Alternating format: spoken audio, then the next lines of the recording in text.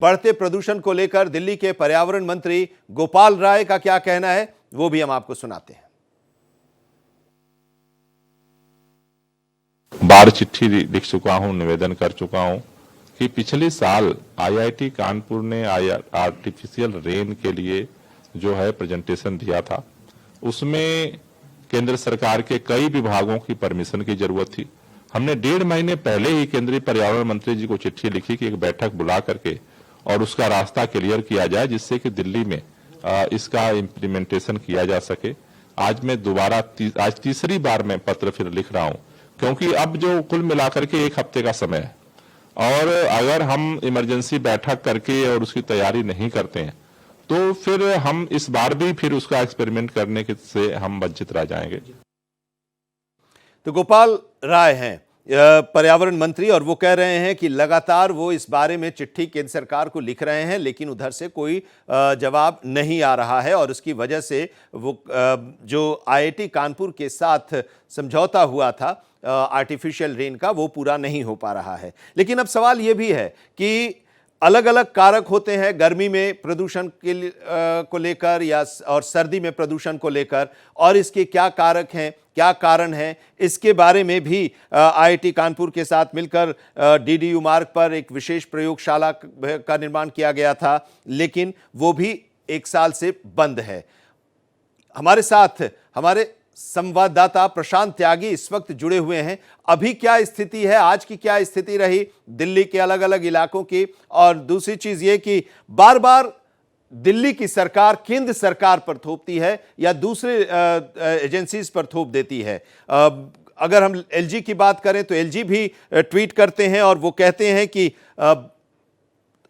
दूसरे पर मत थोपिए, अपना काम कीजिए, सरकार इस पर कार्रवाई करे, जनता के बारे में सोचे।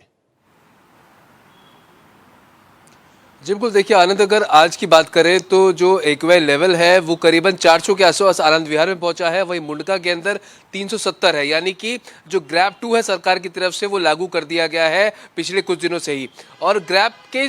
आनंद दरअसल 4 स्टेजेस होते हैं और जैसे जैसे एक्यूआई बढ़ता है उस हिसाब से उस ग्रैब को लागू किया जाता है। अब जैसे ग्रैब 2 की स्थिति में इस वक्त दिल्ली है, तो उसमें कई तरह के जो नियम है वो जो राज्य सरकार है उसकी तरफ से बनाए गए हैं, जैसे कि सोसाइटीज़ में या फिर कहें कि जो फैक्ट्रीज होती है उसमें डीजल सिलेंडर्स पर प्रतिबंध लगा दिया गया है। साथ ही साथ जो पार्किंग फीस है उसको बढ़ा दिया गया है। सीएनजी बसेज और जो इलेक्ट्रिक बसेज हैं उनकी सर्विसेज को बढ़ा दिया गया है और पब्लिक ट्रांसपोर्ट को इस्तेमाल करने पर तवज्जो देने की जो बात है वो जनता के सामने बार बार की जा रही है। साथ ही साथ सोसाइटीज़ के जो आरडब्ल्यू होते हैं उनसे भी रिक्वेस्ट की गई है कि जो गार्ड होते हैं या फिर जो उनके कर्मचारी हैं उनके लिए हीटर की व्यवस्था कराई जाए, ना कि वो सर्दी से बचने के लिए लकड़ी का प्रयोग करें, उसको जलाने का प्रयोग करें जिससे धुआं ना उड़े। तो इस तरह के जो मानक होते हैं वो ग्रैब 2 के अंदर होते हैं। और आज भी जैसा जो पर्यावरण मंत्री है दिल्ली के गोपाल राय, उन्होंने कहा है कि चिट्ठी लिखेंगे एक बार फिर से जो केंद्र के पर्यावरण मंत्री हैं भूपेंद्र यादव, और उनसे बात करेंगे कि आखिरकार जो आर्टिफिशियल रेन की बात आईआईटी कानपुर के द्वारा की गई थी, एक प्रपोजल था, तो उसकी एक बैठक बुलाई जाए जिसके अंदर से एक निष्कर्ष निकाला जा सके कि दिल्ली के अंदर जो अभी मौजूदा हालात है उसमें आर्टिफिशियल रेन कितनी कारगर साबित हो सकती है या फिर इससे कोई नुकसान तो नहीं होंगे। तो इन सब चीज़ों को, पहलुओं को लेकर लगातार जो है चिंतन मंथन जारी है। दिल्ली सरकार लगातार बैठक संबंधित विभाग के अधिकारियों से कर रही है। साथ ही साथ उन्होंने जो पड़ोसी राज्य है हरियाणा, पंजाब, उत्तर प्रदेश से भी ये रिक्वेस्ट की है कि पराली पर थोड़ा सा प्रतिबंध लगाया जाए, और साथ ही साथ डीजल वाहन जो दिल्ली आते हैं इन 3 राज्यों के, जो एक सर्कल बनता है जो जीटी करनाल रोड है, अन्य जो मुख्य मार्ग है, वहाँ पर डीजल जो वाहन है उनको प्रतिबंधित किया जाए और दिल्ली के अंदर जो सेंट्रल इलाका है वहाँ पर डीजल के भारी वाहन ना घुस सके। तो इन सब चीज़ों को लेकर जो है दिल्ली सरकार के द्वारा देखिए चीज़ें की जा रही हैं, कामकाज किया जा रहा है, लेकिन आनंद कहीं ना कहीं विफलता भी नजर आती है, क्योंकि ये कोई पहली बार नहीं है या पहले साल की बात है कि पॉल्यूशन का स्तर जो है वो बढ़ रहा है। क्योंकि अभी भी वजीराबाद की तरफ अगर आप जाए या फिर बुराड़ी क्षेत्र की आप तरफ जाए तो वह कंस्ट्रक्शन का काम जारी है और धूल मिट्टी का ये वहाँ पर एक कह सकते हैं माहौल है कि आपको हवा में 24 घंटे धूल मिट्टी दिखाई देगी, जिससे कि एक जो कण होते हैं जो PM 2.5 और PM 10 होते हैं वो हवा में रहते हैं, जो कि काफ़ी नुकसानदायक होते हैं। तो इन चीज़ों पर भी कहीं ना कहीं